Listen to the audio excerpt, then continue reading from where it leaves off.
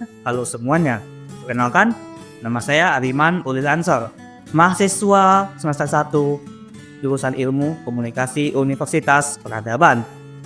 Berdiri saya kali ini akan membahas tentang sebuah mata kuliah yang agak sulit dirasanya, yaitu filsafat.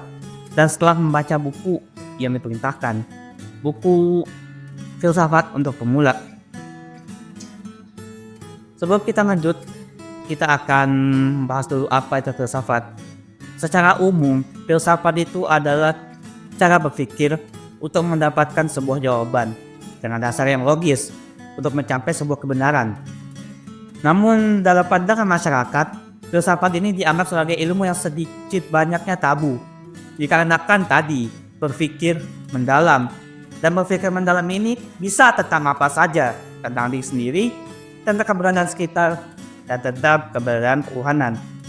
Karena masyarakat sering mendengar tentang pertanyaan tentang ketuhanan, maka filsafat dianggap sebagai ilmu yang sedikit tanda kutip berbahaya. Nah, dalam berfilsafat kita tidak bisa asal saja, tidak bisa asal berpikir, dan tidak ada sistemnya. Semua ilmu memiliki sistem. Dan dalam berfilsafat atau dalam berpikir ada 3 sistematis yang perlu kita ketahui. Yang pertama, 1. Teori ontologi. Teori ontologi itu apa, Bang? Teori ontologi itu secara singkat adalah teori tentang mempertanyakan segala keberadaan sesuatu, baik fisik dan metafisik. Perlu diingat, ontologi dan metafisik mereka tidak berpisah. Karena dikatakan bahwa teori ontologi yaitu teori tentang hakikat dan teori metafisik yang abstrak ini seringkali dipisahkan, maka terjadi pembentrokan yang seharusnya tidak perlu dilakukan karena sebenarnya mereka membahas hal yang sama tentang sebuah kebenaran. Secara singkat, menurut Aristoteles itu apa itu kebenaran?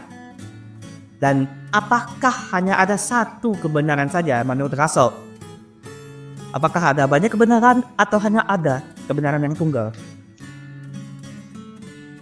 Ontologi itu mempelajari apa yang ada dan bagaimana sesuatu itu ada. Prinsip dasar keberadaan serta membahas realitas dan keberadaan. Secara singkat, itu ontologi. Yang kedua adalah epistemologi. Menurut saya pribadi, yang saya pahami tentang epistemologi ini adalah ilmu tentang pengetahuan. Apa maksudnya itu? Yaitu tentang sebuah pengetahuan, bagaimana pengetahuan itu diperoleh dan dari mana pengetahuan itu diperoleh. Dan dari 2 hal ini kita tentuin lagi bagaimana hal itu diperoleh. Biasanya pengetahuan itu diperoleh melalui 1. Penelitian, 2. Berbagai kajian, dan 3. Dari berbagai pengalaman. Dan setelah hal itu dikumpulkan, bisa melahirkan teori baru. Maka kumpulan teori-teori yang didapatkan ini bisa saja menjadi cabang ilmu baru. Itulah yang disebut sebagai ilmu tentang ilmu pengetahuan. Bagaimana kita tahu asal-usul ilmu pengetahuan itu, bagaimana ilmu itu didapatkan, dan bagaimana ilmu itu akan berjalan nantinya. Pengertian saya tentang epistemologi agaknya masih sedikit kasar dan kurang terlalu mendalam karena hal ini baru saja dibahas. Namun hal ini sangatlah menarik karena dari sini kita bisa mempelajari bagaimana sesuatu hal itu diperoleh dan bagaimana kita yakin hal ini memang benar, teori ini memang betul. Maka saya dapat katakan juga epistemologi ini disebut sebagai ilmu tentang logika, tentang sistematisnya, tentang asal usulnya, dan tentang bagaimana ia akan berjalan. Yang ketiga, aksiologi. Teori aksiologi ini merupakan teori tentang nilai, yaitu hal-hal yang berguna bagi kehidupan manusia. Teori aksiologi ini ada 2 turunan lagi, yaitu etika dan estetika. Etika yaitu tentang adab atau sopan santun dalam berilmu pengetahuan ataupun dalam berpikir dalam mencapai kebenaran ilmu pengetahuan, serta estetika yaitu tentang keindahan dan serta nilai-nilai seninya. Teori aksiologi ini memiliki 2 hal, yaitu teori bebas nilai yang objektif, netral, dan tidak terpengaruh oleh pendapat apapun. Contohnya saja ketika teori tentang matahari itu berada di pusat bumi, maksudnya berada di pusat alam semesta,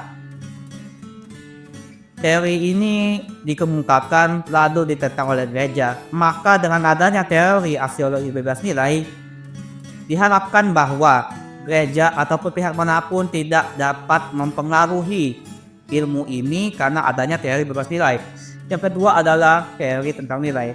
Ada moral baik, ada estetikanya, ada sosialnya, dan ada sebagai instrumental. Sebagai moral adalah baik dan buruk, dan sebagai estetika yaitu keindahan seninya dalam beraksiologi ini atau mencari tentang nilai suatu pengetahuan itu sendiri.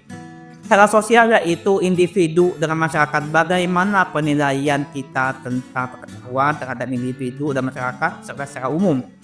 Yang ketiga, dia sebagai instrumen yaitu sebagai alat untuk mewujudkan sesuatu.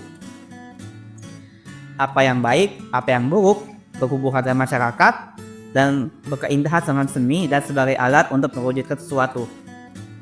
Secara gambaran umum begitulah 3 sistematis teori yang berfilsafat: teori ontologi, teori epistemologi, dan teori aksiologi. Mungkin bahasa yang saya gunakan segini agak terlalu sulit untuk dipahami, maka akan saya lanjutkan dengan pembahasan berikutnya. Berdasarkan apa yang tadi kita bahas, maka filsafat itu merupakan ilmu tentang berpikir yang mendalam untuk mendapatkan sebuah kebenaran. Nah, dalam filsafat ini ada cabang-cabangnya. Cabang 1, ontologi, yaitu mencari tahu tentang keberadaan dan metafisika dan abstrak, itu ontologi. Yang kedua, epistemologi, tentang sebuah pengetahuan bagaimana pengetahuan itu diperoleh. Pokoknya tentang cara bagaimana sebuah pengetahuan didapetin lah. Yang ketiga, aksiologi. Aksiologi ini membahas tentang nilai sesuatu yang bergunanya itu untuk kehidupan manusia. Dia ada sudut pandang moral, ada sudut pandang estetik, serta ada 2 nilai, yaitu dia tuh harus bebas dari berbagai penilaian opini pribadi dan berbagai penilaian hal-hal yang sebenarnya akan mengikat. Jadi aksiologi ini ataupun zaman filsafat ini perlu bebas daripada penilaian yang sifatnya berkepentingan, sehingga ilmu pengetahuan itu dapat dikembangkan secara luas dan bebas. Saya singkat sih begitu saja. Terima kasih sudah menonton. See you at the next video.